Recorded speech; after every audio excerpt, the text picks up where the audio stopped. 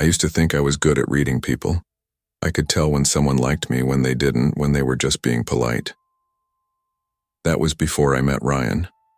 We got paired up for the science fair the fall of junior year, and at first he seemed like any other quiet kid who preferred working to talking. He sat in the back of class, always with his hood half up, sketching formulas in the margins of his notebook. When the teacher announced partners, he looked at me and gave a small nod. I took it as shy agreement, nothing more. He surprised me that first week. He carried the heavy boxes of materials without being asked, sent me articles at night about solar panels and chemical reactions. His emails were formal. Please review the attached file, like we were co-workers, not classmates. I thought he was just awkward. I told Mom about him over dinner. She smiled. Sounds like a responsible boy, she said. I wish I'd trusted my own unease instead. We spent more afternoons together in the library, notebooks open, the sound of the clock echoing in the quiet. Sometimes I'd look up and find him already watching me. He never looked away fast enough. When he did talk, he asked questions that felt too personal. What time did I usually get home? Did I walk or take the bus? Did my parents travel a lot? I laughed it off. You sound like you're writing a report on me. He just smiled and said, I like details. They make things real. By October, little things started happening. I'd see him outside school when I left late from art club. He'd fall into step behind me saying he was heading the same way. The first few times I believed him. Then it became every day. When I crossed the street, he crossed. When I slowed down, so did he. One afternoon, he handed me a folded note. It's just something funny I wrote, he said. Inside was a line in precise handwriting. You look nicest when you're thinking. I didn't know how to respond, so I tucked it into my pocket and changed the subject. The next day, there was another note waiting in my locker, then another. Compliments always written in the same neat lines as if measured with a ruler. At home, Mom teased me. You've got an admirer. My friends laughed, calling me paranoid when I said it made me uncomfortable. He's harmless, they said. Maybe they wanted to believe that because it was easier than imagining the alternative. A week later, a box of chocolates appeared on our porch with no name, just a ribbon. As I bent to pick it up, I saw movement across the street, Ryan standing under a tree, hands in his jacket pockets. Our eyes met for a second before he turned and walked away. I told my teacher. She smiled kindly, like I'd complained about a crush. He probably just likes you, she said. You're a pretty girl and he's a little awkward. Don't make it a big deal. I wanted to believe her, but the pit in my stomach didn't go away. That night, my phone rang twice from an unknown number. No one spoke, just breathing. I turned the phone off and tried to sleep. The next morning, Mom asked who kept calling and hanging up. I told her it was probably a wrong number. Saying Ryan's name out loud felt like inviting him into the house. I started taking the long way home, cutting through busier streets. Still, I'd catch glimpses of him. Across the road, in the grocery parking lot near the library. Always far enough away that I couldn't prove anything, close enough that I knew it wasn't coincidence. I stopped sleeping near the window. One night, I heard scraping outside. At first I thought it was a branch against the siding. Then came a soft thud, metal against glass. I pulled the curtain back and saw his face, pale, eyes wide, halfway up the trellis below my window. I screamed until my throat burned. Dad burst into my room, and everything became noise. The slam of the door, my mother shouting from the hallway, the crash of footsteps on the porch. By the time I ran downstairs, Dad had him pinned to the ground in the yard. Ryan didn't fight. He just kept repeating, I needed to talk to her. She stopped answering. The police arrived minutes later. Their lights flashed blue across the quiet street. Ryan looked smaller under them, soaked with dew and dirt, as if shrinking into himself. When the officer opened the small box they found in his pocket, I thought I might be sick. Inside was a silver bracelet with my initials scratched onto a charm. They took statements, asked questions. My hands shook so badly I could barely sign the paper. One officer told my dad, "He'll be charged. You did the right thing." Another asked if Ryan had ever threatened me. I said no because technically he hadn't. He'd just been everywhere. That night I sat in my room staring at the trellis until the sun came up. Every creak of the house made me flinch. I imagined him out there in the dark, waiting for a chance to come back. He didn't. A restraining order was filed. The school suspended him. For a while, the world felt frozen between relief and fear. Friends tried to comfort me, but conversations slipped into whispers when I walked by. I hated the way people looked at me, half pity, half curiosity. Months passed. The science fair came and went without me. I transferred to a different class. Some nights I'd dream that I heard the scraping again. Wake up gasping, my throat tight from a scream that never made it out. Therapy helped, slowly. My counselor said trauma rewires the way we see the world. She was right. I still jump when the phone rings too long. One spring afternoon, I saw his mother at the grocery store. She looked older than I remembered, holding a basket of fruit. For a second, our eyes met. She started to say something, then stopped. I turned down another aisle, my pulse hammering. Even now, years later, I check every shadow when I walk home at night. I know he's gone, but fear has a long memory. Sometimes I think about those early days when I mistook silence for kindness. I wish someone had told me that danger doesn't always announce itself with violence. Sometimes it comes disguised as attention, patience, politeness. Last week, a neighbor waved at me from across the street as I carried groceries in. I waved back, but for a heartbeat my stomach clenched. That's what he took from me. The easy belief that people mean well. Maybe someday I'll get it back. But for now, I keep my lights on, my doors locked, and my window trellis removed. Trust your instincts even when others tell you you're overreacting. Real danger often hides behind ordinary gestures, and self-protection is not paranoia, it's survival. When I think about fear, real fear, I don't picture monsters or ghosts. I think about that one October night, the kind that hums beneath your skin long after the air goes still. Back then, I was 12, and the world still felt small, safe even. My brother Mark was 10, a wiry kid who followed me everywhere. We lived part-time with our dad in the suburbs, but weekends were always at Mom's apartment downtown. She rented this tiny place above a laundromat, tucked behind a bakery that made everything smell like sugar and smoke. It wasn't fancy, but it felt alive, the kind of neighborhood where people left their windows open to talk across the alley. The building's courtyard was where all the kids gathered. Summer nights meant tag, and fall meant hide and seek until our fingers went numb. That's where the story begins, not with a ghost or a curse, but with laughter echoing between brick walls, the smell of pastries drifting from below, and the sound of sneakers slapping pavement. Mom always said we had to be inside by 10, but that night she'd let us stay out a little longer. "Just don't go past the bakery's dumpster," she warned, lighting a cigarette by the kitchen window. "It gets dark back there." We didn't listen.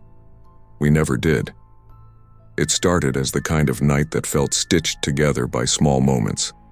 Mark teasing me for hiding too slow, me shoving him when he gave away my spot. The older kids, like Jordan and Brianna, were the ones who made the rules. They'd lived in the building all their lives, so we followed whatever they said.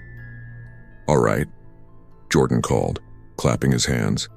"No flashlights, no phones, you hide anywhere behind the bakery or in the alley. I'm counting to 60. Everyone scattered. I grabbed Mark's sleeve and pulled him toward the back fence. The air smelled faintly of bread and gasoline. We crouched behind 2 huge trash bins overflowing with cardboard and old flour bags. Mark giggled. "We're gonna win this time." "Shh," I whispered. The city's hum filled the silence. Distant cars, a siren, someone's TV echoing from an open window.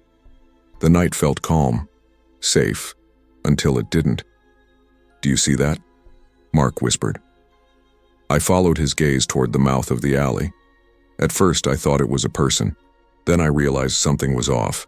The figure stood too straight, too still, its clothes bright even under the flickering streetlight, red and yellow, like a jester or a clown costume. I squinted, trying to make sense of it. The head looked wrong, round, pale, with a wide, painted smile that didn't move. Probably one of the older kids, I muttered. But my voice didn't sound convincing. The figure didn't move for a long time. Then it took a step forward, smooth, silent, like its feet weren't even touching the ground. Mark grabbed my arm. We should go. We bolted from behind the bins and ran toward the courtyard. My sneakers slapped the wet pavement. I didn't look back. When we burst through the metal gate, the others were already there, wide-eyed and shouting over each other. There was another one, Brianna cried. By the fence, green hair and everything. Probably a prank, Jordan said, though his voice shook. Some idiot dressed up early for Halloween. Mom heard the commotion and came downstairs in her robe, her hair pulled into a messy bun. What on earth is going on? Someone's out there, I said, panting, in a clown mask. She frowned, scanning the alley herself. There's no one here, she said finally. But she double-checked the locks that night. I woke to the sound of tapping. Soft, rhythmic, deliberate. Tap, tap, tap. At first I thought it was the rain, but then I realized it was coming from the window. My heart thudded.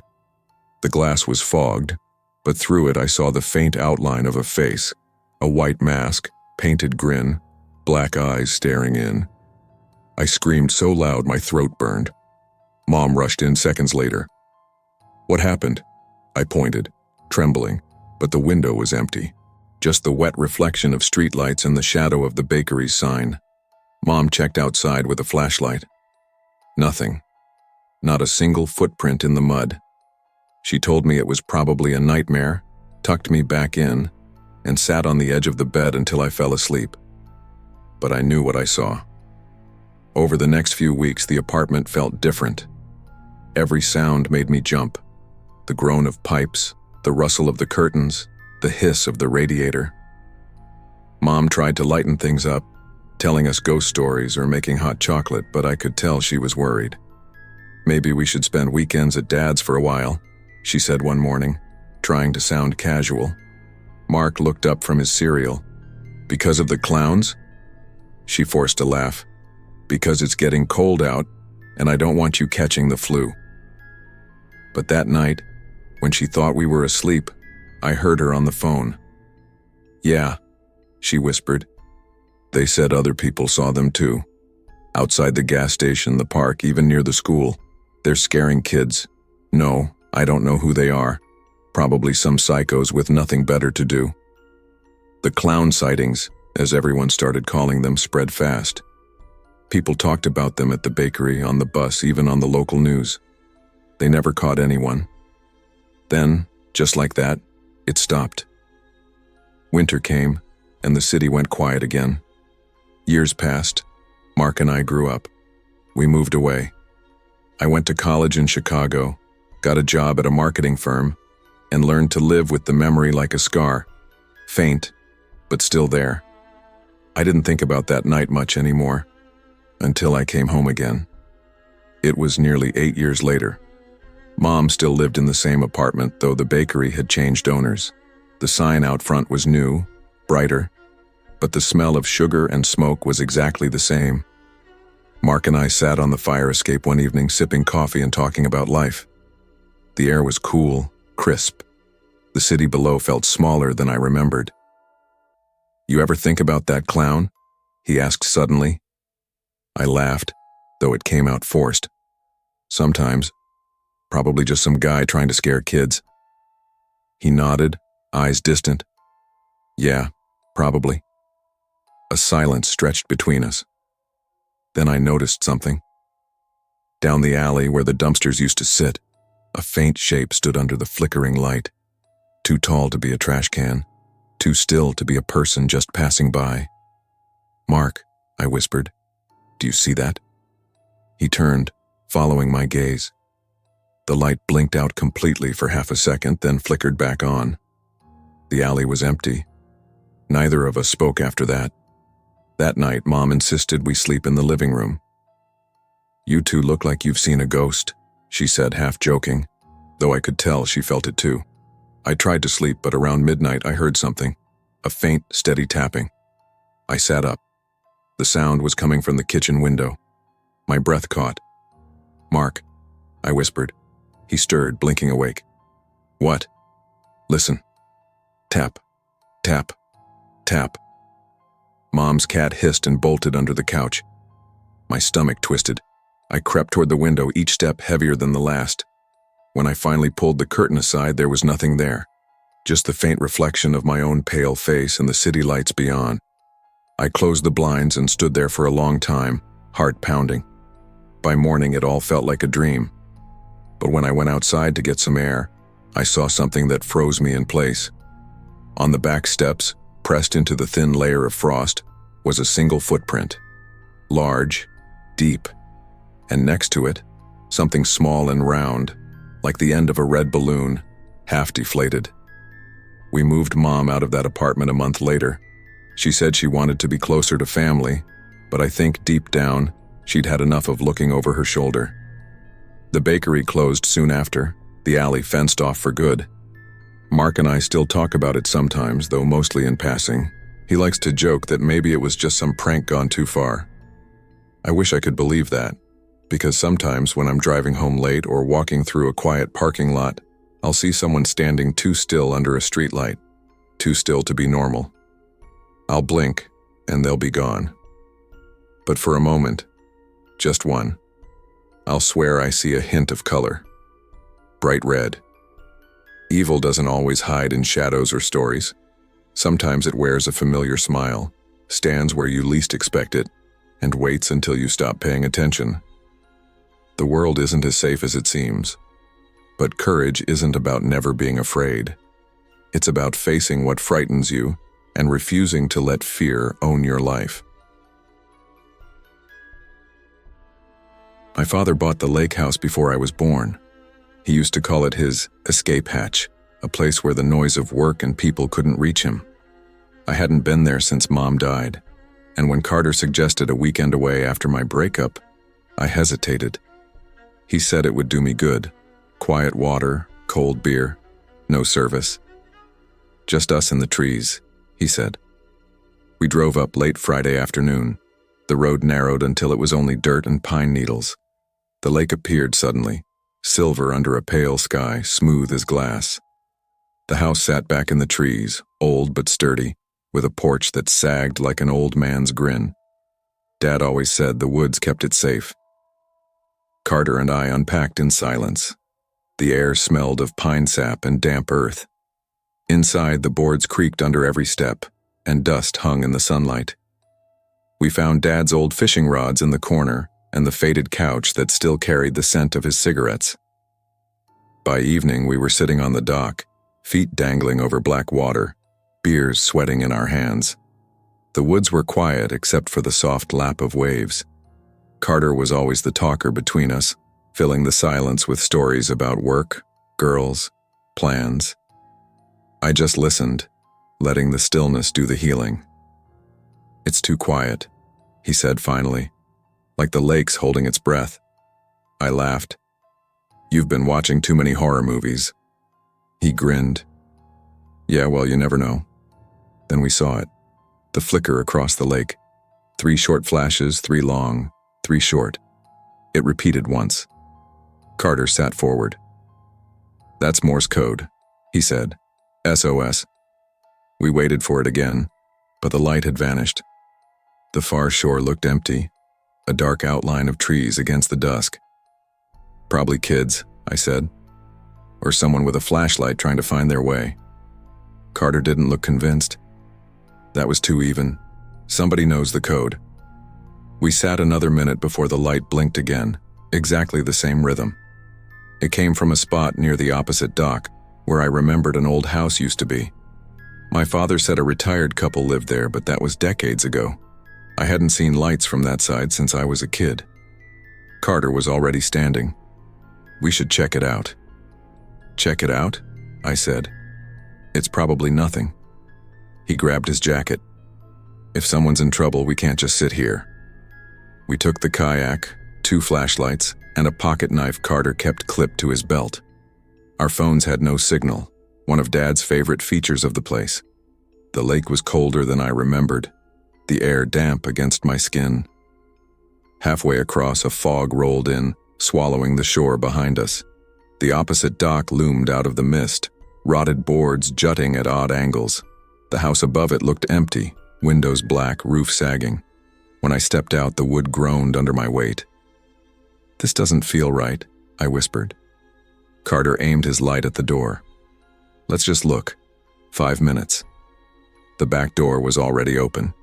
Inside smelled like old dust and rusted metal. The floor was bare, no furniture, no pictures. Just a single object at the far end of the living room.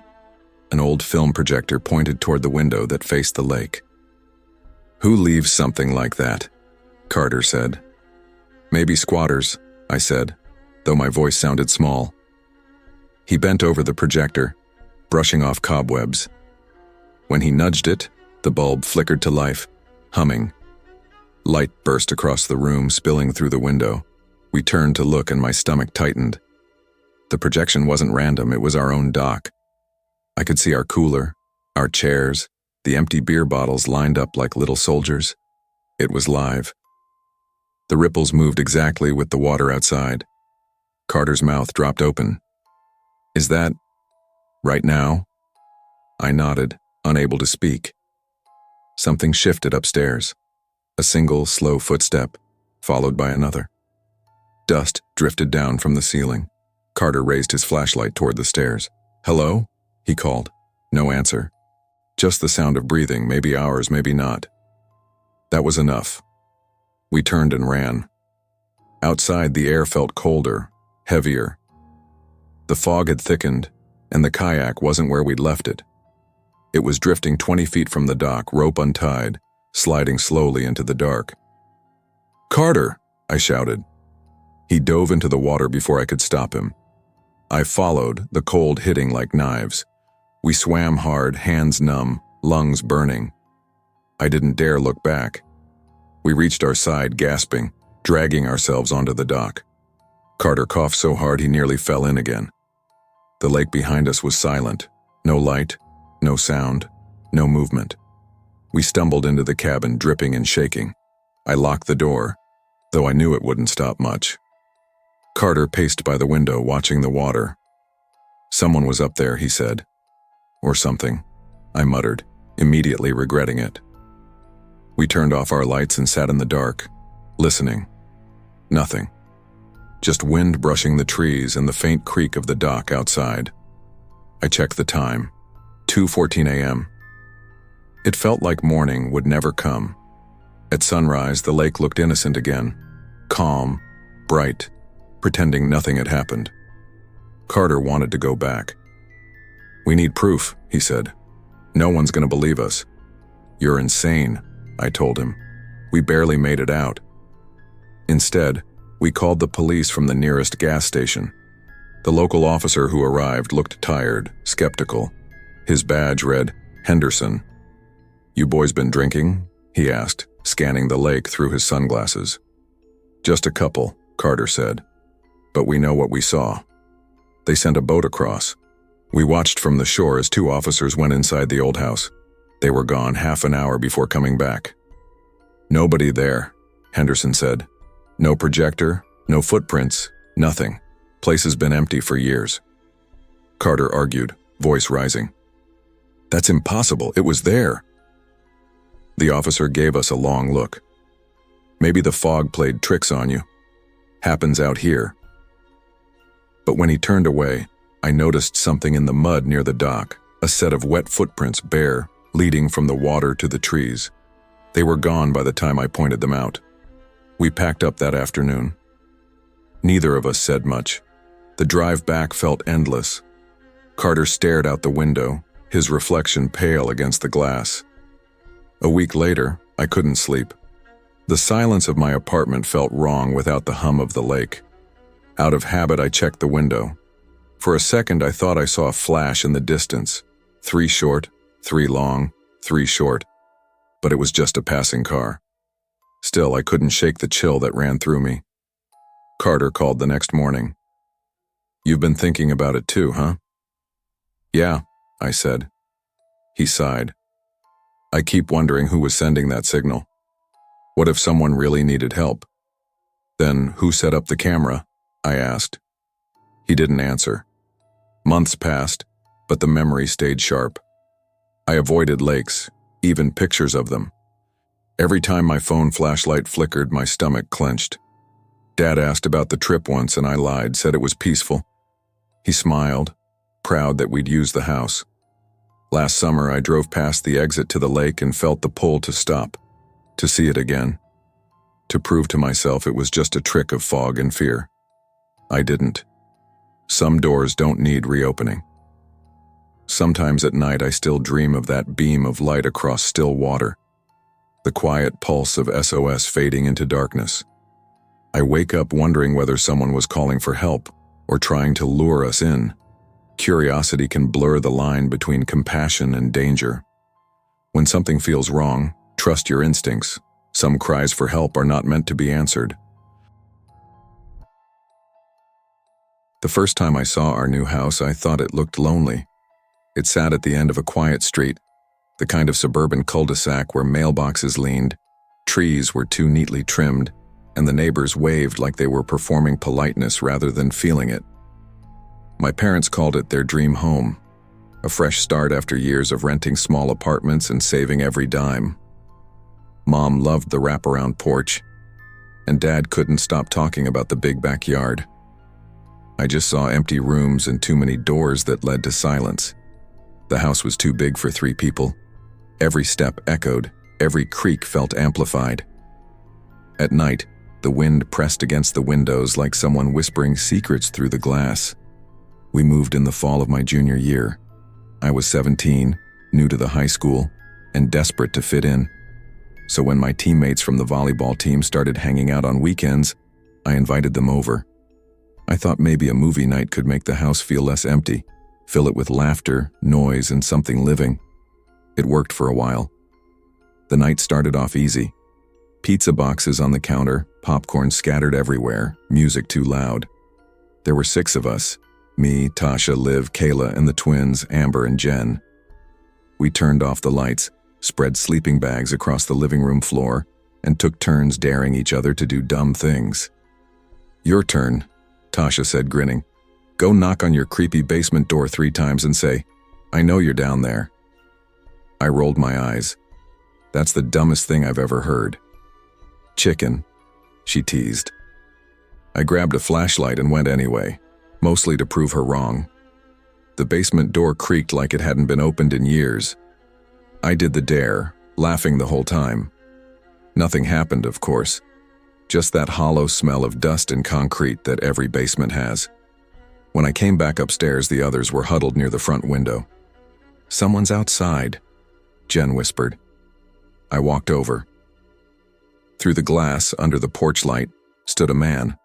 Tall, with messy dark hair and a long coat that looked too thin for the cold. His hands were tucked into his pockets, and he had this uneasy half-smile. "Evening," he said when I cracked the door. His voice was rough, like he hadn't used it much lately. "Sorry to bother you, I used to live here, just passing through. Thought I'd take a quick look inside." I hesitated, glancing back at my friends. They were frozen, wide-eyed. We're kind of busy," I said, trying to sound casual. "Movie night." He nodded slowly, eyes flicking past me toward the hallway. Of course, I didn't mean to interrupt. Then he stepped back into the dark, his face disappearing beyond the porch light. For a while, no one said anything. "Creepy," Liv muttered finally. "You should lock the door." I did. Twice. We tried to laugh it off, but the mood had shifted. Every sound felt louder, sharper, the wind against the siding, the old pipes groaning. Later, we started the movie, some mindless slasher film we'd seen a dozen times. About halfway through, I went to the kitchen for more popcorn. That's when I heard it. A whisper. Low, rhythmic, like chanting. It came from near the kitchen window, the one that faced the backyard. I turned off the faucet and listened. There it was again. I couldn't make out the words, just a pattern of sound, like someone murmuring a prayer. "Guys," I called softly. The whisper stopped. Tasha peeked around the corner. "What's wrong?" "Thought I heard someone outside." She rolled her eyes but followed me to the window anyway. I pressed my face close to the glass.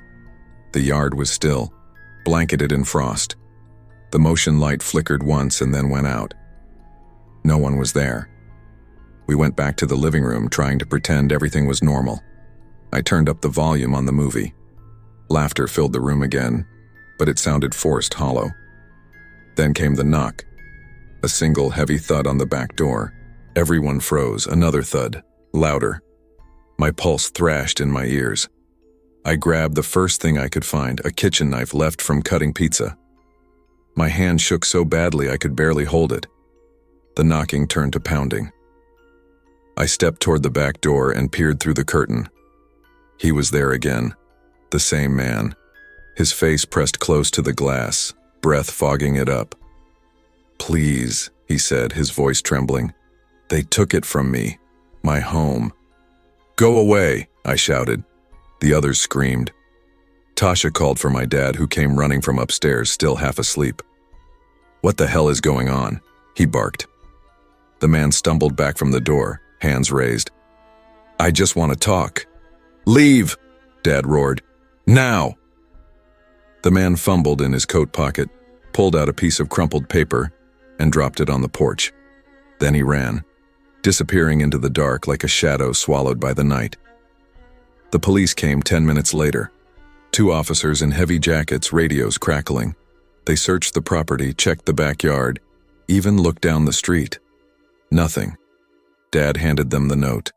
It was written in shaky handwriting on torn notebook paper. "Please don't let them hurt me." No signature. The officers exchanged a look I couldn't read. "We'll keep an eye out," one said. "Probably a transient or someone in crisis. Keep your doors locked, okay?" As they left, I noticed something strange, the way one of them glanced at the note like he recognized it. We didn't sleep that night. A few weeks passed before we learned the truth. Mom found it while going through city records for the house. Something about property taxes and previous owners. His name was Leonard Ferris. He'd lived there for nearly 20 years. The file said he'd been evicted after years of neglecting the place. Hoarding, missed payments, mental health complaints from neighbors. When the city took the property, they'd found the house filled with newspapers, broken furniture, and walls covered in writing. The police had to escort him out. The note suddenly made a horrible kind of sense. "They took it from me," he'd said. His home. I felt something between pity and dread. The house hadn't felt right since we moved in, like it didn't belong to us. Maybe in some strange way it didn't. That night I lay awake listening to the house settle. The radiator hissed, wood creaked, pipes groaned. But somewhere beneath it all, I swore I heard a faint, familiar whisper, soft and rhythmic, coming from the kitchen. The next morning, Dad found muddy footprints by the back door. They led up to the porch and stopped there, as if someone had stood just outside all night. The police came again. They found nothing. We installed cameras, added motion lights, checked every lock twice. For a while, things went quiet. But the house never felt peaceful again. Months later, spring came. The snow melted, the air softened, and life moved on. I graduated, started looking at colleges. My parents stopped mentioning the incident, though we all still avoided the back door after dark. One evening, I came home late from practice. The sky was dark, the street empty. As I walked up the driveway, I saw something sitting on the porch steps. A single envelope, yellowed and weather-stained. My stomach dropped. Inside was a folded piece of lined paper, written in that same shaky hand. "I'm sorry for scaring you. I didn't know where else to go. Please take care of it, it's all I had left. No name, no address, just that. I showed it to my parents. They didn't call the police this time. We just sat at the table, silent, the paper lying between us like a ghost we didn't know how to bury. Dad finally said, "Maybe he moved on." Mom nodded, though she didn't sound convinced. I didn't tell them that sometimes when the wind hits just right, I can hear it again, the faint whispering from the kitchen window. Not words, just a soft hum, like someone saying goodbye over and over, too afraid to leave for good. Sometimes the things we fear are not monsters, but people who've lost everything that once made them human. Fear and empathy often stand side by side, and the hardest part is knowing which one deserves to speak first. The past never really leaves a place. It lingers in the walls, the air, and the silence between footsteps. But compassion, even for the broken, is what keeps us from becoming ghosts ourselves. When I moved into the Willow Park apartments, I wasn't expecting excitement. The place was plain, the rent cheap, and the walls thin enough that you could hear someone sneeze 3 doors down. It suited me. After quitting my office job to paint full-time, I wanted quiet. Just my brushes, some canvases, and enough light to make it all feel like a fresh start. It was the kind of building where everyone kept mostly to themselves. The hallway always smelled faintly of coffee and detergent, and you could tell who cooked what by the scent leaking through the vents. I'd wave to Mrs. Grant from 2B when we crossed paths. She was the sort who knew everyone's business, but never in a cruel way. The family next door, the Hales, had moved in about a month after I did. A couple in their 40s and a teenage daughter, maybe 16. They were polite but quiet. We'd nod in the elevator or share a quick hello in the lobby, but that was it. I never even learned the daughter's name. Sometimes I'd hear muffled arguments through the wall at night, but that wasn't unusual. Old pipes, thin drywall, normal city life. The Thursday it happened started like any other. I had a deadline for a client, a landscape commission, and I'd promised to finish it by the weekend. Music on, windows open, I painted until my neck ached. The apartment smelled like turpentine and rain. Then came the scream. It was sharp and sudden, like something splitting the night in half. I froze, brush suspended in midair. It wasn't from the street. It was close. Too close. I took off my headphones. Silence for a moment, then a crash against the wall that separated my living room from theirs. A woman's voice shouted something I couldn't make out, followed by a man's. Then, nothing. My heartbeat felt louder than the noise itself. I stepped into the hallway. Doors were opening all along it, other tenants poking their heads out, eyes wide. Mrs. Grant stood in her robe, clutching her phone. "You heard that too?" I asked. She nodded. It came from the Hales. I called out, but no one answered. Someone said they were calling the police. We all just stood there unsure what to do.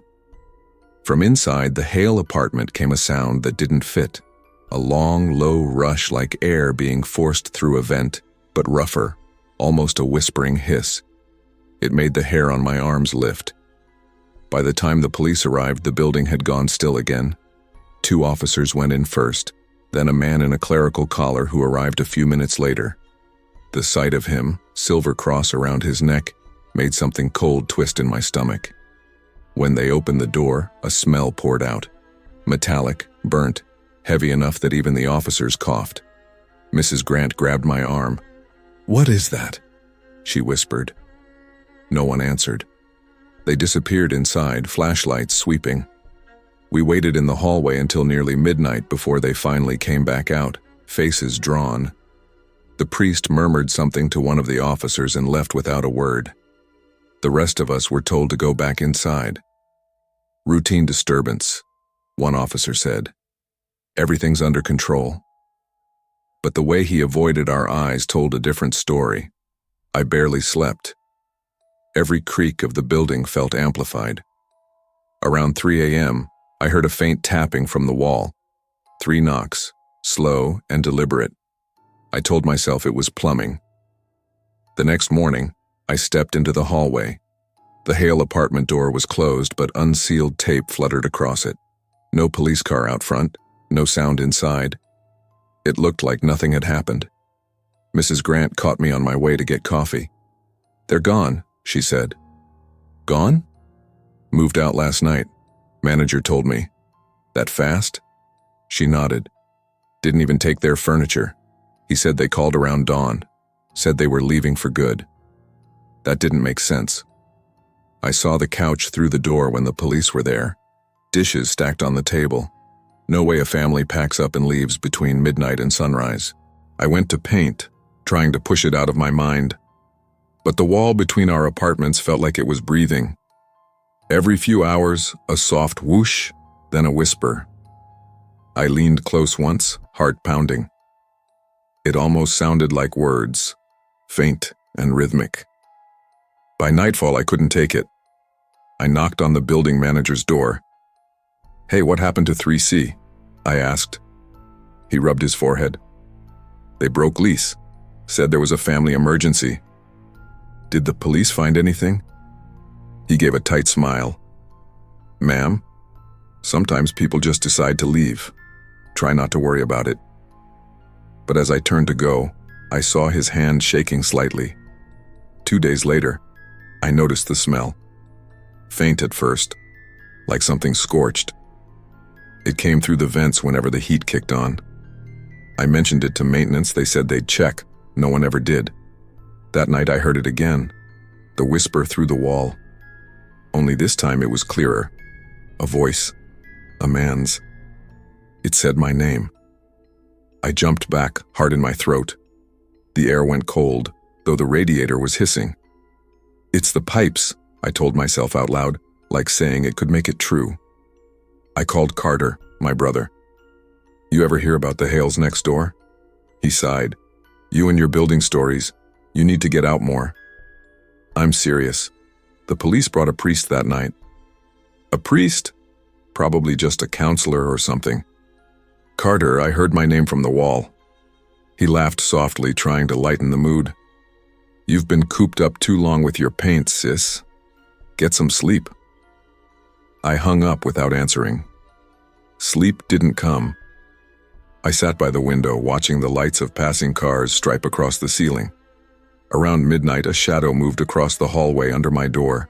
Slow, deliberate. I crept to the peephole. Nothing.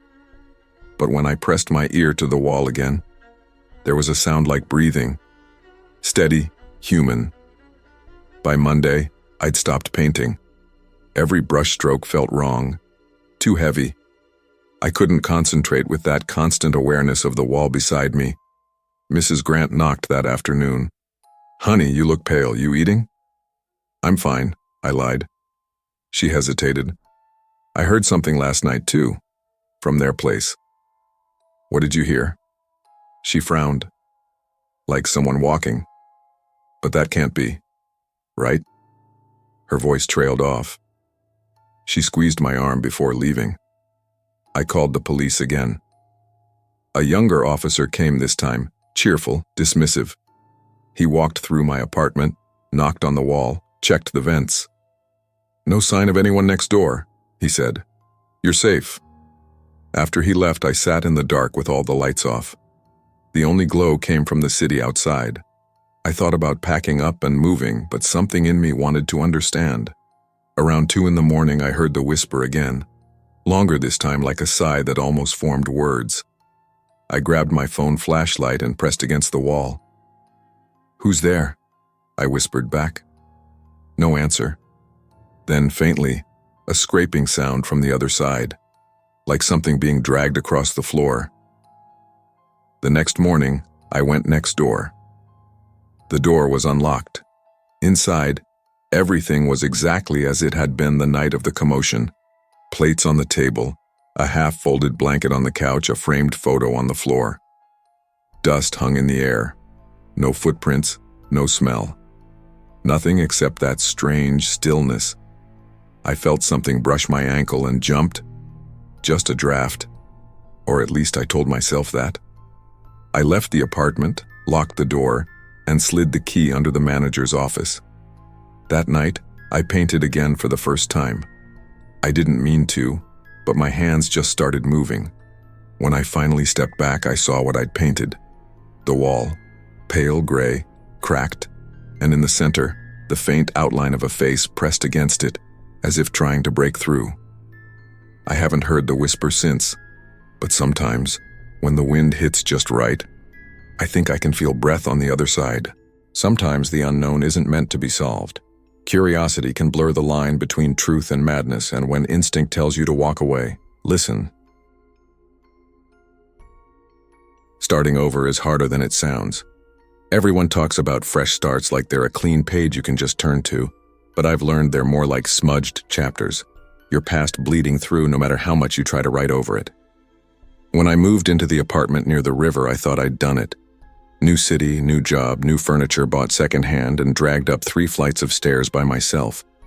The place was small, barely 600 square feet, but it had tall windows and a view of the water that caught the sunset in gold streaks.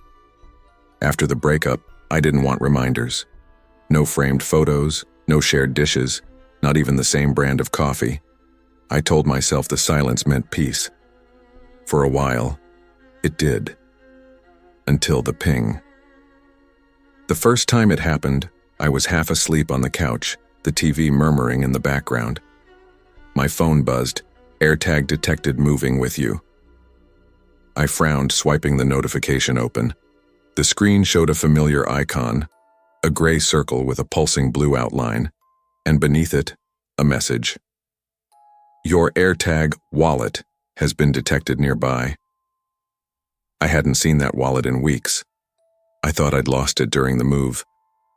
The app showed a map, a small blue dot moving across town. My breath caught when I recognized the location. My ex's neighborhood. It was probably nothing. Maybe I'd dropped it somewhere near her building before and someone had picked it up. Still, curiosity tugged at me. I drove over. The closer I got, the stronger the signal became, like a heartbeat on my screen. Then, right before I turned onto her street, it went offline. Gone. I told myself to let it go. People lose things all the time. Maybe someone found it and tossed it. But that night, as I lay in bed, I couldn't stop thinking about it. 2 days later, another ping. The AirTag had moved again, this time across town near a gym. I stared at the map, the blue dot circling a building I didn't recognize. Don't, I told myself aloud. Don't go. But I went anyway.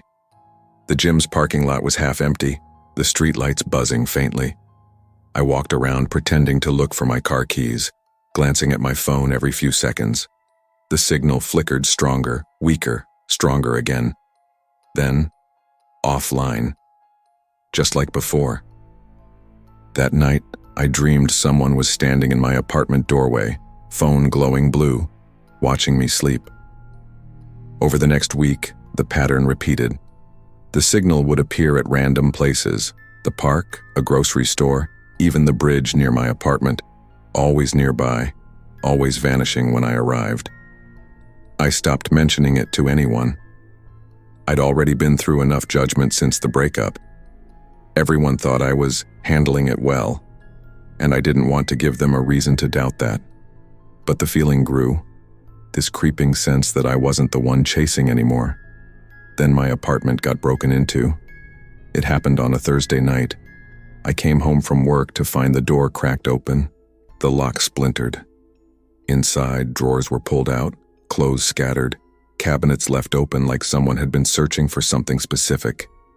My laptop was gone, my hard drives, a small box of keepsakes from college. Oddly, my wallet, the replacement one, was untouched. The police arrived quickly, 2 officers with calm, practiced voices. They asked questions, took photos, wrote notes.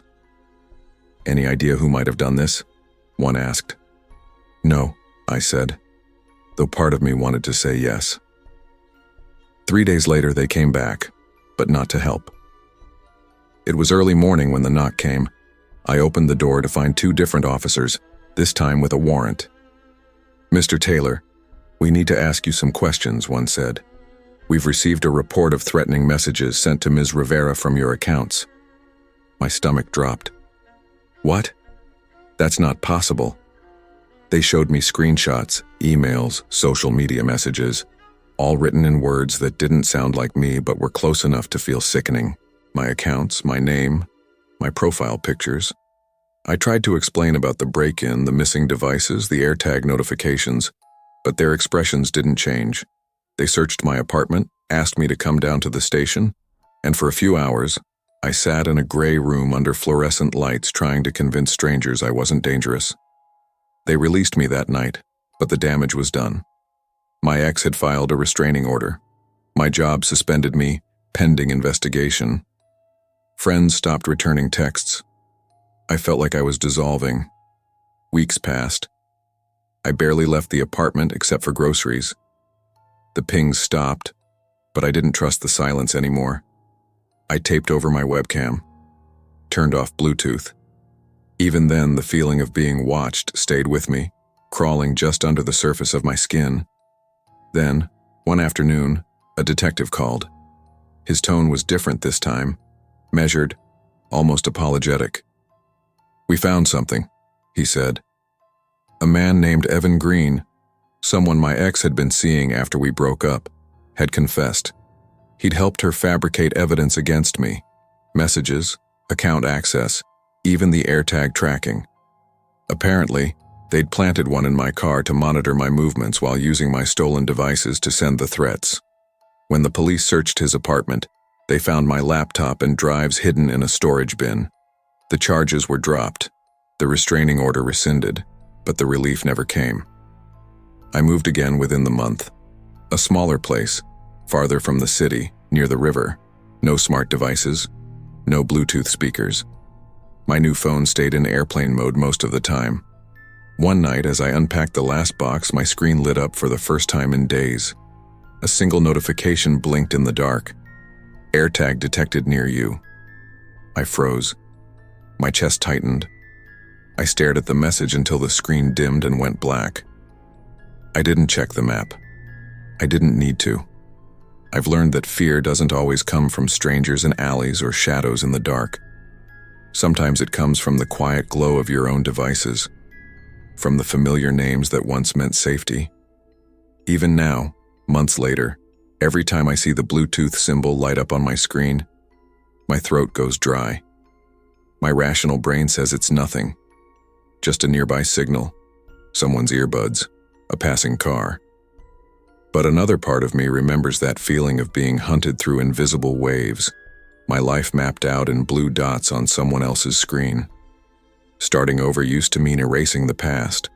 Now I think it means learning to live with the parts of it that won't leave, because there's always a trace, a ping, a signal reminding you that somewhere out there, someone once knew exactly where you were. Technology can connect us or destroy us. It depends on whose hands it's in. In a world where every move can be tracked, privacy isn't just about protecting data. It's about protecting peace of mind. Trust must be earned, not assumed, and sometimes the scariest ghosts aren't the ones we imagine. They're the ones we let in through our screens. Autumn has always been my favorite season. Something about the air turning crisp, the leaves crunching underfoot. It always made the world feel cleaner, sharper. That year, I needed it more than ever. Work had been chaos.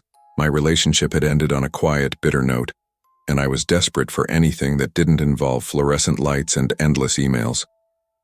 So when my friends invited me to a fall fair out at a family-owned farm an hour outside town, I didn't hesitate. Pumpkin picking, hay rides, cider, basic seasonal cliches. But I wanted that. I wanted simple. The drive out was beautiful, orange and red hills rolling past, sunlight flashing between trees. We sang along to old songs on the radio and made dumb jokes about who'd get the biggest pumpkin. When we pulled into the farm's gravel lot, the air smelled like cinnamon and dirt. Kids ran between stands of corn and wooden stalls selling jam and pie. It felt like stepping into a postcard. We spent the afternoon wandering through the orchard, laughing as we tried to outdo each other with the most lopsided apples and misshapen pumpkins. Everything about the day was easy, until we reached the far edge of the property, where the trees thinned and the light turned strange. That's when we saw the scarecrow. It stood near the boundary fence, tall and crooked, with its arms stretched out like a warning. The clothes were faded, plaid shirt, ripped jeans, straw spilling out of the cuffs. Its hat was pulled low, shadowing most of the face, but from where I stood, it didn't look quite right. The burlap seemed too smooth, almost like skin beneath fabric. "Bet you won't go touch it," Mark said, grinning. I rolled my eyes. "What are we, 12? "Come on," Jess teased. "We'll take a picture for proof." I started toward it, pretending not to notice the way the air seemed colder near that part of the field. The soil there was darker, softer, like it had been freshly turned. The scarecrow loomed taller the closer I got, easily over 6 feet. "Creepy," I muttered, forcing a laugh. I reached out to tap its sleeve, but the wind picked up, lifting the brim of its hat just enough to show what was underneath. It wasn't straw. It was something pale. The texture was wrong, more like skin stretched too thin. I froze. Then the head tilted, just slightly, toward me. "Hey!" I called, stumbling back. My friends laughed, thinking I was putting on a show. But then they saw it too. The slow, deliberate turn of its head following me as I backed away. We ran. None of us looked back until we reached the parking lot, breathless. The sun was dipping low, throwing long shadows across the field. "Probably some kind of animatronic," Jess said, her voice shaking. "Then why did the guy at the front say they didn't have any this year?" Mark asked. No one answered. We just got in the car and left. I didn't sleep well that night. Every time I closed my eyes, I saw that tilt of the head, that blank, too human face. By morning, I'd convinced myself it was a trick of light and fear, something ordinary twisted by suggestion. I even laughed about it when Jess texted a photo of her pumpkin lined up on her porch. But as I stepped outside to get my mail, I froze. Sitting on my own porch was a pumpkin. Small, round, perfectly carved with a simple smiling face. No note, no sign of who left it. I hadn't bought one yet, and none of my friends lived nearby. I tried to tell myself it was a prank. Someone must have seen our little scare at the farm and decided to mess with me. I tossed it in the trash before nightfall. Over the next week, life went on as usual. Work, grocery runs, the background noise of everyday life. But every now and then I'd glance out the window toward the tree line at the back of my yard.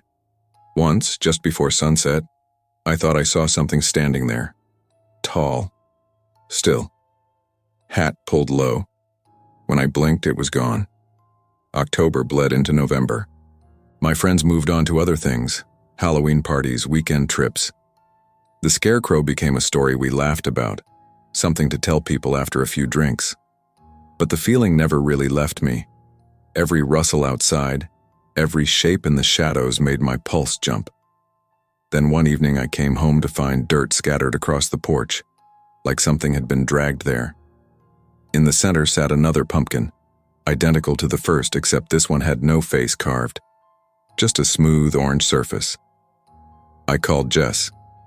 "Did you or Mark drop something off here?" "No," she said. "Why?" "Someone left another pumpkin." She was quiet for a second. "That's weird. You sure it's not a delivery thing? Like a local promotion? Do promotions come with dirt footprints?" She laughed nervously. "Probably kids."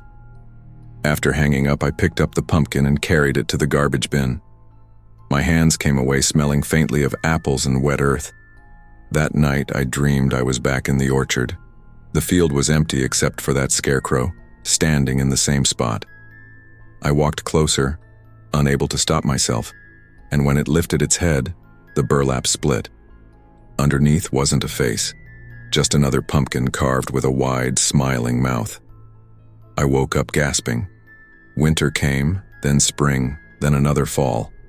Life kept moving. But every October, like clockwork, a small pumpkin appears on my porch. Always the same size, always perfect, never a mark or bruise. I've stopped telling anyone about it. Last year, Curiosity got the better of me. I left the pumpkin overnight just once to see what would happen. In the morning, it was still there. But when I picked it up, the bottom was damp as if it had been resting on fresh soil. And inside the dirt beneath it, I found a single black button, like the kind you'd sew onto a shirt. That same night, I woke to a soft thump outside my window. I looked out, and for a moment I saw a figure standing by the tree line again. Tall, shoulders hunched, hat brim low. The wind blew hard enough to rattle the glass, but the figure didn't move. When I turned on the porch light, it was gone. I threw the pumpkin away at dawn. This year, when the season turned cold again, I thought maybe it would stop. Maybe whatever it was, prank, coincidence, curse, had finally run its course. But last week I stepped outside to grab the morning paper, and there it was waiting for me. A pumpkin, small and perfect, with a single word carved across its surface. Hello. I didn't touch it. I just went back inside, locked the door, and pulled the curtains tight. Some things are better left in the fields where you found them. Curiosity can open doors that fear alone could have kept closed, and once you invite the unknown into your life, it rarely leaves quietly.